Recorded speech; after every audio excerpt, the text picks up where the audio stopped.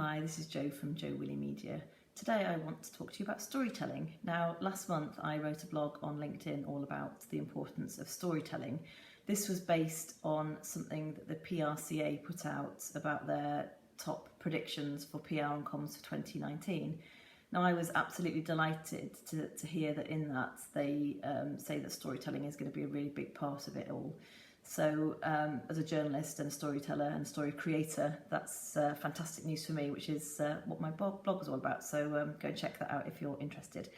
But it struck me that in the hundreds of press releases that I still get sent into my inbox every day, that so often they aren't actually telling me a story, and often that is why they're going to be binned. I get asked so often by my clients, what makes a story? Why isn't my news getting covered?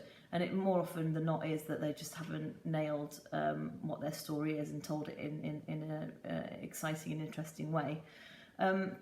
So today, I guess I wanted to just remind you of back to basics, really, of what you need to cover in your press releases to make a great story. So there are the very famous 5 W's and the H that journalists look at to include in every single story. Now, if we're going to include those in every single story, you need to include them in your press release, because they're the things, the very, very basic things that you want to know. So we're looking at who is involved and who does it affect, what has happened, why did it happen, where did it happen, when did it happen, how did it happen, and how are people affected. They would be the very basics I think you should be putting in every press release to create your story. But also, another way to think about it is telling the truth. So for T, you've got topical and timely, so something topical and timely, therefore newsworthy. R for relevance, something that's relevant to the media that you're sending it to.